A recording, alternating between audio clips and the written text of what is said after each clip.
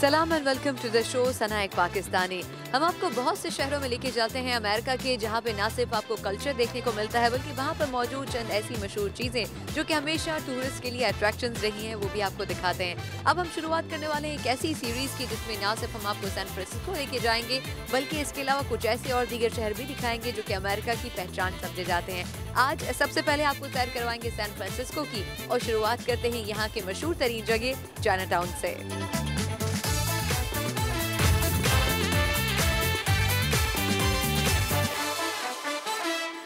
San Francisco में आने के बाद बहुत सारी ऐसी जगह हैं जो कि साइट सीइंग के पॉइंट ऑफ व्यू से आपको बहुत ही खूबसूरत लगेंगे और लोम्बार्ड स्ट्रीट भी इन्हीं में से एक है। यहाँ पर बहुत बड़ी तादाद में ना सिर्फ रोज़ाना टूरिस्ट आते हैं बल्कि यहाँ पर एक खूबसूरत रोड की राइड को एंजॉय भी करते हैं। तो आइए आपको इस राइड में लिए चलते हैं। Hundreds of tourists come to the street just to see and have a joyful journey, and a few tourists, all of them are friends and they are enjoying this journey. Hi, how are you? I'm fine. What's your name? Carol. So Karen, how was your experience coming here? Oh, really nice. I'm so excited to know all the place here. It's a really beautiful city. And you didn't get a chance to drive or you walked from the street? Just walk. Just walk to be a slimmer? Yeah. Okay. It's really nice. And from where you came? I'm from Brazil. Yeah. Now I'm leaving Philadelphia. And I'm here to travel just to my trip. And we have another tourist. And where are you from? Yeah, I'm from Brazil too. From Brazil Yeah, too. so So now I'm all living in- Brazilians we have. Yeah. You don't like football? Yeah, we do. Okay, so how was your experience on this street? Well, it's awesome. Like I've never seen such a thing An like interesting that. way It's to attract the the tourists, way, right? like, yeah, it's pretty interesting. And I would Okay. never drive here.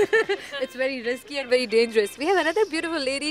So where are you from? I'm from Brazil. You're from. And Yeah. how was your experience? You all walked with ice cream or tea or coffee, something? Nothing yet. I'm gonna get the car, so we're gonna drive down. So you were all burning your calories, right? Yep.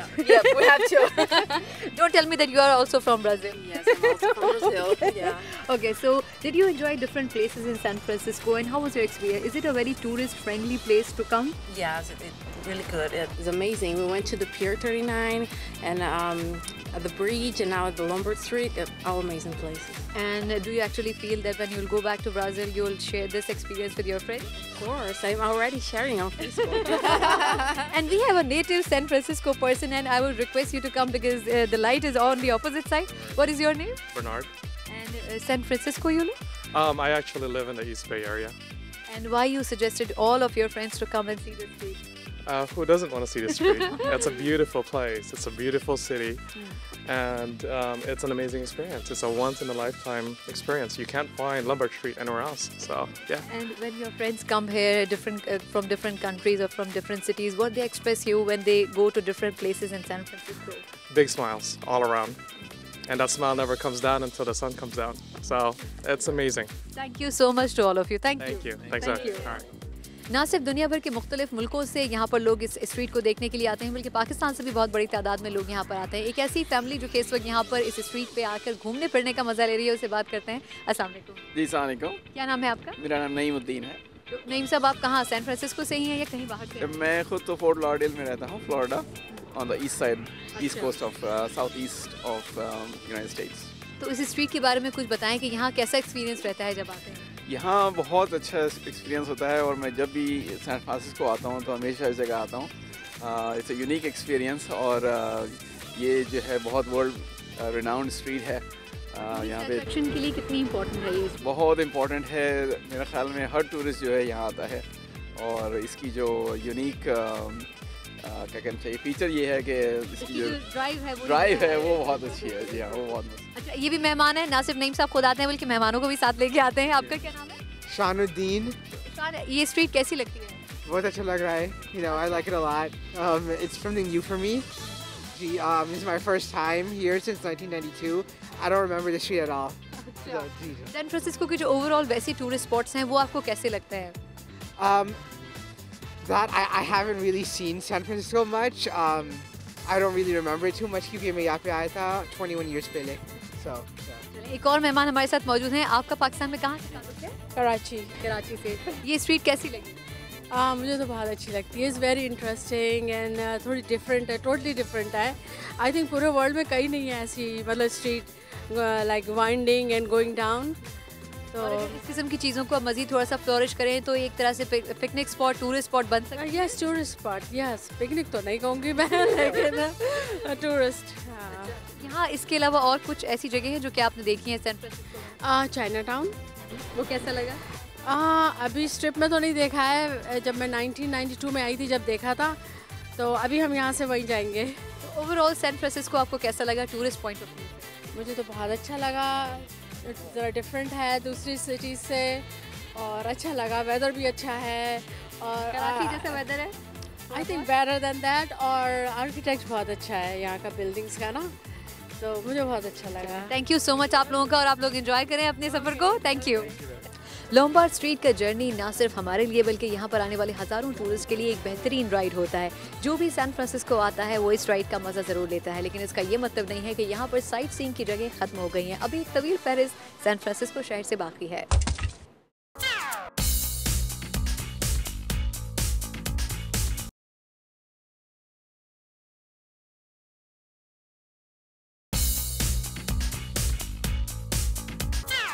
Bienvenido a San Francisco.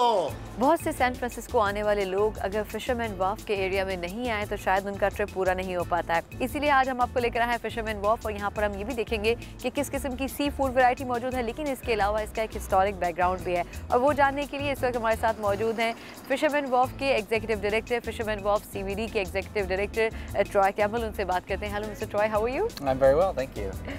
Firstly, I want to know that how much historic importance this area is having. It has a lot of historic importance, you know, this area, Fisherman's Wharf. इस इलाके की बहुत तारीखी अहमियत है। इस इलाके fisherman Wharf की बुनियाद चीनी और अतालवी तारकीन वतन ने 1849 के लगभग रखी थी। वो इस ज़माने में यहाँ माहीगीरी के लिए आए थे और इस तरह ये इलाका आबाद हुआ। Before the Golden Gate Bridge was built, there was a series of ferries that would get people shuttled up. Golden Gate Bridge बनने से पहले यहाँ कश्तियाँ चलती थीं जो लोगों को शुमाली इलाके और दूसरे हिस्सों में लाती ले जाती थीं। हमारे बिल्कुल पीछे वो जगह मौजूद है जहाँ लोग फेरी के जरिए पानी अबूर करने आते थे, और फिर जब ये पुल बन गया तो इसे इस्तेमाल किया जाने लगा। लेकिन इस इलाके को एक नेशनल पार्क के तौर पर कायम रखा गया है और लोग इसका टूर कर सकते हैं और वो इस दौर की चीज़ों को देख सकते हैं। How the CVD was formed and who came up with the idea of having this organization? CVD was formed in 2005. CVD 2005 में बनाई गई थी और इसे वॉर्फ कम्युनिटी ने कायम किया था। उन्होंने खुद पर टैक्स लगाने का फैसला किया और ये टैक्स जायदाद और कारोबार पर आयद किए गए। प्रॉपर्टी पर ये टैक्स मुख्तलिफ तरीक़ों से लगाए जाते हैं और इनके ज़रिए हमें अपने प्रोग्राम चलाने के लिए तकरीबन $8.5 लाख सालाना हासिल होते हैं, जिसे इस इलाके की खूबसूरती में इजाफे और तरक्की देने के लिए इस्तेमाल किया जाता है, और इन फंड से हमें यहाँ की सिक्योरिटी और सफाई सुथराई का निज़ाम बेहतर बनाने में भी मदद मिलती है। So what do you have in mind for the future? So in the future, what we're doing right now is there's a whole project going on behind us on Jefferson Street, and 2 blocks of our street are being redone. जहाँ तक मुस्तकबिल का ताल्लुक है तो इस project के तहत जेफरसन स्ट्रीट के 2 ब्लॉक्स की साइड्स पर पार्किंग बनाई जा रही है और साइड वॉक्स को कुशादा किया जा रहा है और इस पर रोशनियां लगाई जा रही हैं ताकि पैदल चलने वालों के लिए मजीद आसानियां पैदा की जा सकें। कुछ साल पहले जब CVD कायम की गई थी तो हमने इस बारे में तफसीली मुताला किया था कि ये जगह किस तरह इस्तेमाल की जा रही है, क्योंकि इस जगह की एक अपनी तारीखी हैसियत है और इसे अब इस तरह काम में नहीं लाया जा रहा जैसा कि माजी में इसका इस्तेमाल होता था। इस मुतालबे से हमें पता चला कि यहाँ की ट्रैफिक का 20% हिस्सा सवारियों पर मुश्तमिल है, जिनमें साइकिलें, सेगवेज, कार्गोज वगैरह शामिल हैं, जबकि 80% ट्रैफिक पैदल चलने वालों की है। इसलिए हमने पैदल चलने वालों को ज़्यादा जगह देने का फैसला किया है। Okay, if a tourist is coming to the Fisherman Wharf, what is the biggest attraction for him to see? The biggest attraction here is Pier 39 and all of the shopping and activities that they have there. उनके लिए सबसे बड़ी attraction पियर 39 है, क्योंकि shopping के तमाम मराकज़ और दूसरी दिलचस्पियाँ वहाँ मौजूद हैं। वहाँ के सी लायंस सयाहों के लिए दिलचस्पी रखते हैं और वो उनकी कॉलोनी देखना पसंद करते हैं, और इसी तरह यहाँ के स्क्वायर में भी सयाहों के लिए बहुत कुछ मौजूद है। सैन फ्रांसिस्को की एक खूबी ये है कि यहाँ फैमिली अट्रैक्शन के लिए बहुत कुछ है और आप यहाँ अपनी फैमिली के साथ अच्छा वक्त गुजार सकते हैं। इसे आप फैमिली फ्रेंडली अट्रैक्शन कह सकते हैं, क्योंकि हमारे पास बच्चों और फैमिली की दिलचस्पी और उन्हें मसरूफ़ रखने के लिए बहुत कुछ है। इन तफरीहात का लुत्फ़ उठाने के लिए लोगों को अपने बच्चे साथ लाने चाहिए। हमारे यहाँ तारीख से मुतल्लिक एक म्यूजियम है। इसी तरह यहाँ और भी बेशुमार अट्रैक्शंस की जगह हैं। इसके साथ यहाँ बड़ी तादाद में जंगी हयात को भी महफूज किया गया है। आप सी लायंस देख सकते हैं। I've seen very rare birds here. Yeah, lots of birds. And you know, it's just really stimulating with all the boats, with the activity and the scenery. And the number. हाँ बिल्कुल, यहाँ बहुत से परिंदे मौजूद हैं, यहाँ कश्तियाँ हैं और बहुत सी एक्टिविटीज़ हैं। यहाँ के नज़ारे बड़े खूबसूरत हैं। यहाँ के बारे में जब लोगों की राय ली गई तो अक्सर का कहना था कि यहाँ के मनाजिर बहुत ही खूबसूरत हैं। यहाँ सिर्फ शहर में ही खूबसूरत इमारतें और टावर मौजूद नहीं, बल्कि आप गोल्डन गेट ब्रिज, आइलैंड, बे ब्रिज और इस तरह की और भी बहुत सी खूबसूरत चीज़ें देख सकते हैं। Thank you so much, Mr. Troy. It was really nice meeting you, and I hope that the Pakistani viewers and the rest of the viewers who are watching this show would love to come to this city, and of course, love to come to the Fisherman Wharf. Thank you so much. Thank you very much. Thank you. California में ना सिर्फ San Francisco बल्कि San Jose और दूसरी बहुत सारी ऐसे शहर हैं जहां पर बहुत बड़ी तादाद में पाकिस्तानी रहते हैं और इन्हीं पाकिस्तानियों ने मिलकर कुछ ऐसी ऑर्गेनाइजेशंस बनाई हैं जिनके ज़रिए पाकिस्तान का पॉजिटिव इमेज ये पोर्ट्रे करने की कोशिश भी करते हैं और इसके साथ साथ पाकिस्तान का कल्चर भी प्रमोट करते हैं। पाकिस्तान अमेरिकन कल्चर सेंटर भी एक ऐसा ही सेंटर है जो कि पाकिस्तानियों को एक सही प्लेटफॉर्म मुहैया करता है। इसी के बानी हमारे साथ इस वक्त मौजूद हैं जो कि प्रेसिडेंट भी हैं इस इदारे के, असगर अबू बकर साहब। पहले तो अबू बकर साहब हमें वक्त देने के लिए आपका बहुत बहुत शुक्रिया। और मैं ये जानना चाहूँगी कि आखिर PACC बनाने का ख्याल सबसे पहले आया किसे और किस तरह आप लोगों ने इसको हकीकत की शक्ल दी?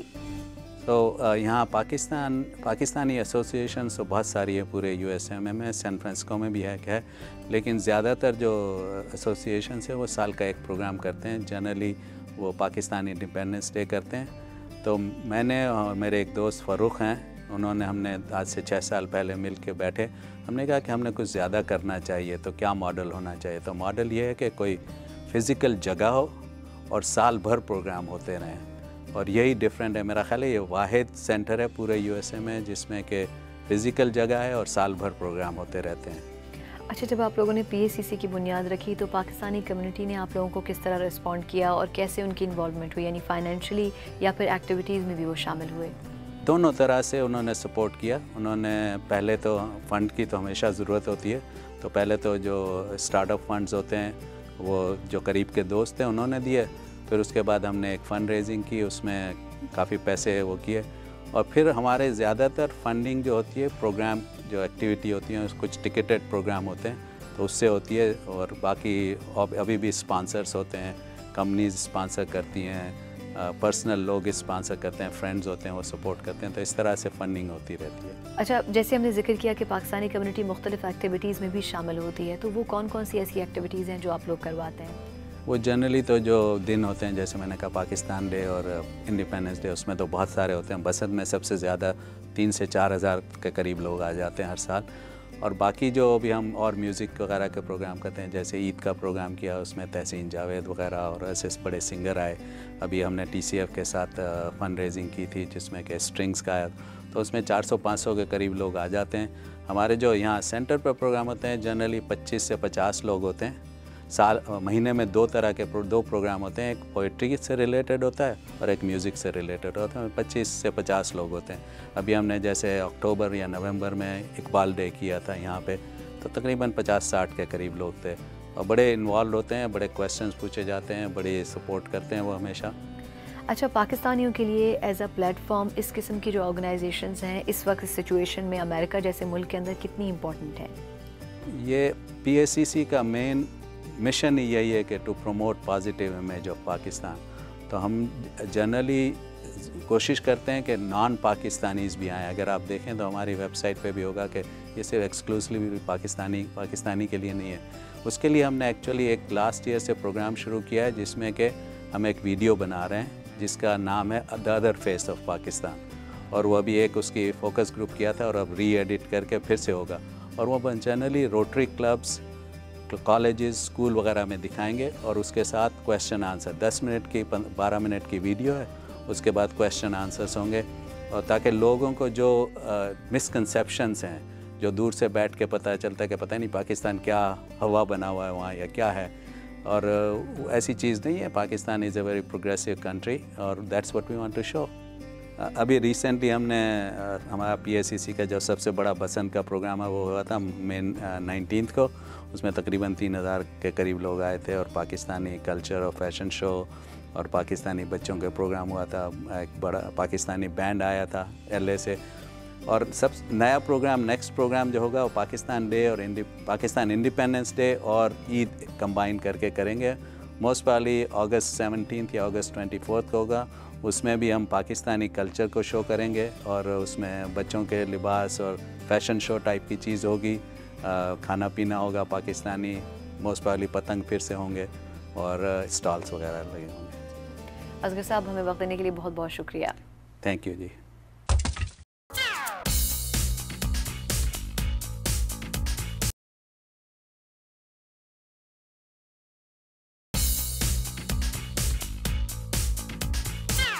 सैन फ्रांसिस्को के सफ़र में मुझे बहुत सारे ऐसे पाकिस्तानीज़ मिले हैं जो कि ना सिर्फ सैन फ्रांसिस्को बल्कि इसके इर्द गिर्द के इलाकों में रह ज़रूर रहे हैं, लेकिन बहुत सारे ऐसे काम कर रहे हैं जिससे पाकिस्तान का नाम आगे बढ़ सकता हो। ऐसी एक शख्सियत फ़ारूक शाह खान साहब इस वक्त मेरे साथ मौजूद हैं, जो कि एक प्रोडक्शन हाउस चलाते हैं और माशाल्लाह से बहुत सारे टेलीविज़न शोज़ जिसमें पाकिस्तान को रिप्रेजेंट किया जाता है यहाँ के लोकल चैनल्स पर करते हैं। सबसे पहले तो फ़ारूक साहब, हमें वक्त देने के लिए बहुत बहुत शुक्रिया। और मैं ये जानना चाहूँगी कि आखिर आपने यहाँ तक का सफ़र कैसे किया?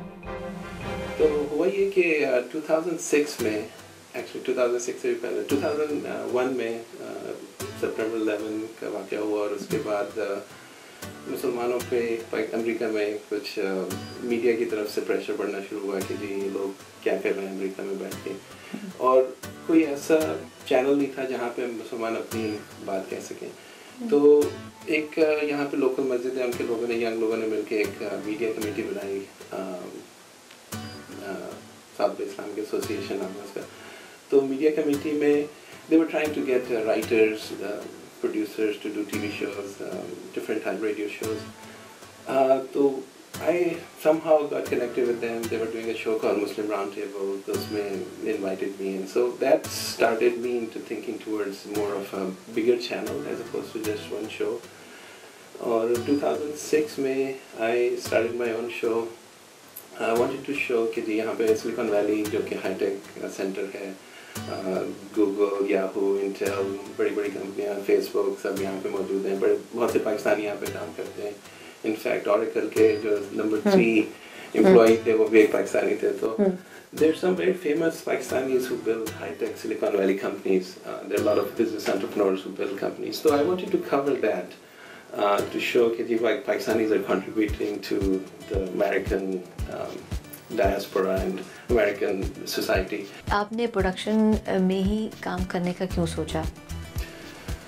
तो हुआ ये कि 1991 में मैं सिलिकॉन वैली आया। I studied in East Coast, New Jersey वगैरह में।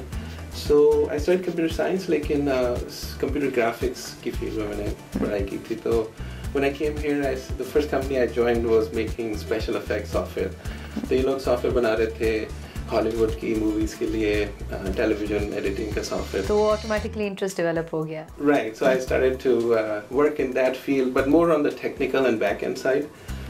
मैंने इस फील्ड में काम शुरू किया जो ज़्यादातर टेक्निकल साइड पर था। 2002 और उसके बाद मैंने ये देखना शुरू किया कि इस सॉफ्टवेयर को ज़्यादा तख्लीकी काम के लिए किस तरह इस्तेमाल किया जा सकता है, जिसकी वजह से मैं स्पेशल साइड इफ़ेक्ट्स और एडिटिंग में चला गया। मेरे पास स्पेशल इफ़ेक्ट्स का काफ़ी तजुर्बा था। फिर मैंने ये देखना शुरू किया कि किस तरह उनकी मदद से कोई तख्लीकी चीज़ बनाई जा सकती है। 12, 13, 15 years of high-tech special effects software experience. So I wanted to see if I can use that to make some creative content. So that got me going in this area. अच्छा, WBT TV, इसके पीछे vision क्या था आप लोगों का शुरू करने के लिए? So the WBT vision originally started with this WBT TV शुरू करने का मकसद ये था कि अमेरिका में रहने वाले पाकिस्तानियों और मुसलमानों को एक प्लेटफॉर्म मुहैया किया जाए और उनके पास अपने ख्यालात के इजहार के लिए अपना एक चैनल होना चाहिए।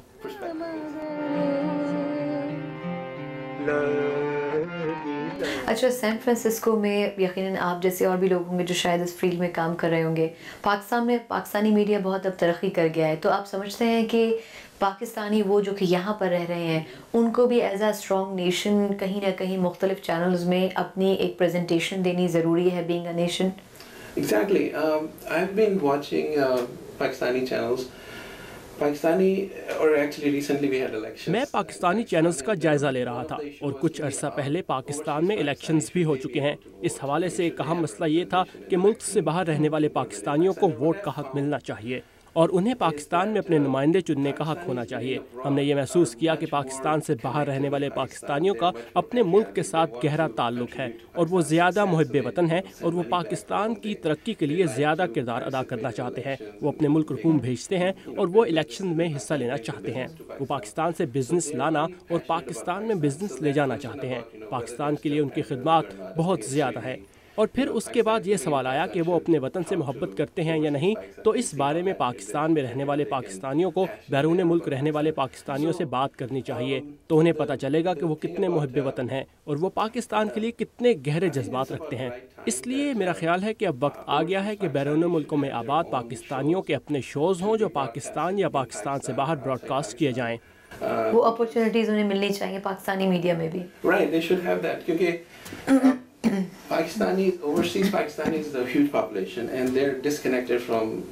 हाँ बिल्कुल, उन्हें ये हक होना चाहिए क्योंकि मुल्क से बाहर पाकिस्तानियों की एक बहुत बड़ी तादाद है। उनकी ज़िंदगी, उनकी कोशिशों और उनकी जिद्दोजहद से उनके हमवतन आगाह नहीं हैं। इसलिए ज़रूरी है कि हम इस बारे में शोज़ तैयार करें कि पाकिस्तान से बाहर की ज़िंदगी क्या है और यहाँ पाकिस्तानी अपनी ज़िंदगी किस तरह गुजारते हैं, वो कितनी जिद्दोजहद करते हैं, मुख्तलिफ सोसाइटीज़ से उनकी मुसाफ़कत किस तरह होती है, यहाँ के माशरती इक़दार में क्या फ़र्क है और इस माशरे में एडजस्ट होने और बच्चों को परवान चढ़ाने में क्या मसाइल हैं, और इसी तरह हम अपने मज़हब के साथ अपना ताल्लुक़ किस तरह कायम रखते हैं और बच्चों को इसकी तालीम किस तरह देते हैं। ये बहुत अहम चीज़ें हैं। अच्छा, आप लोगों ने जो भी अपनी प्रोग्रामिंग शुरू की, पाकिस्तान को भी रिप्रेजेंट किया, अपना एक रोल भी उसमें प्ले किया है यहाँ की कम्युनिटी में, तो यहाँ के लोगों ने आपको कैसा रिस्पॉन्ड किया उन प्रोग्राम्स को देखने के बाद, और जिन चैनल्स पे आप लोगों ने पाकिस्तानी प्रोग्रामिंग्स दी उन लोगों ने आपको कैसा फीडबैक दिया? तो जो हमने जो शो यहाँ पे ब्रॉडकास्ट किए, कुछ उसमें we just wanted to bring the leadership of Pakistani community here to profile, because a lot of times there are a lot of very good organizations, Pakistanis who are running those organizations, and they're not हम अपने shows में Pakistani leadership को सामने लाने की कोशिश करते हैं क्योंकि यहाँ पाकिस्तानियों की बहुत सी मौसर और अच्छी तंजीमें काम कर रही हैं। चूँकि वो टीवी और मीडिया पर नहीं आते, इसलिए उनका काम नज़रों से ओझल रहता है और कम्युनिटी में उनकी शनाख्त बहुत कम होती है। इसलिए अपने शोज़ के ज़रिए हम ऐसे लोगों को सामने लाते हैं और हम इनसे उनके काम के बारे में पूछते हैं और कम्युनिटी से ताल्लुक़ जोड़ने में उनकी मदद करते हैं, जिससे उन्हें अपनी तंजीम के लिए रज़ाकाराना और माली मदद मिलती है। यहाँ बहुत सी गैर मुनाफा बख्श तंजीमें पाकिस्तानी चला रहे हैं और हमारा शो बहुत पॉपुलर है और हमें बैरून मुल्कों से भी फ़ोन कॉल्स आती हैं। हमारे पास 3 जर्नलिस्ट और एक होस्ट है और पाकिस्तान की सियासत और वहाँ की मुश्किलात के बारे में उन सब के अपने इनफरादी नज़रियात हैं कि पाकिस्तान में इन मुश्किलात पर किस तरह काबू पाया जा सकता है। हमारे ये शोज़ बहुत पॉपुलर हैं और इन शोज़ के ज़रिए पाकिस्तान की सियासत के बारे में पाकिस्तानी अमेरिकन्स के सोच को सामने लाया जा रहा है। यानी ये सब कुछ इस तरह है कि अमेरिका से पाकिस्तान के अंदर झांका जाता है और कई दफ़ा ये होता है कि जब आप अपने फ़ोन में बंद हो तो बाहर नहीं देख सकते, इसलिए बाहर रहने वाले पाकिस्तानी अक्सर औकात मसाइल का वो हल देख लेते हैं जो शायद मुल्क के अंदर रहते हुए मुश्किल हो। इसलिए ये शोज़ बहुत ज़्यादा देखे जाते हैं। You see some solutions जो कि पाकिस्तानी ना देख सकें खुद वहाँ रहते हुए, तो that show is very popular। बहुत बहुत शुक्रिया फरूक साहब हमें वक्त देने के लिए। सैन फ्रांसिस्को ना सिर्फ अपने कल्चर के हवाले से दुनिया भर में जाना जाता है, बल्कि यहाँ पर ऐसी बहुत सारी जगह हैं जो कि लोगों को मुतासर इतना करती हैं कि वो यहाँ पर खिंचे चले आते हैं। ऐसी ही बहुत सारी जगहों की आपको सैर भी करवाएंगे सैन फ्रांसिस्को से ही। अगले एपिसोड में एक नई जगह आपसे फिर मुलाकात होगी। तब तक के लिए सना एक पाकिस्तानी को इजाज़त दीजिए। अल्लाह हाफ़िज़।